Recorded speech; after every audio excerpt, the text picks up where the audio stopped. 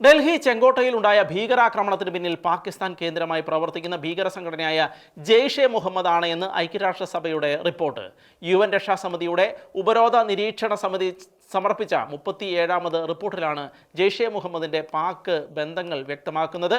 രാജ്യതലസ്ഥാനത്തെ നടുക്കിയ ആക്രമണത്തിൽ 15 പേർ കൊല്ലപ്പെട്ടിരുന്നു. അതിർത്തി കടന്നുള്ള ഭീകരവാദത്തിൽ ഇന്ത്യ ഉന്നയിച്ച ആശങ്കകൾ ശരിവെക്കുന്നതാണ് UNന്റെ ഈ പുതിയ കണ്ടെത്തൽ.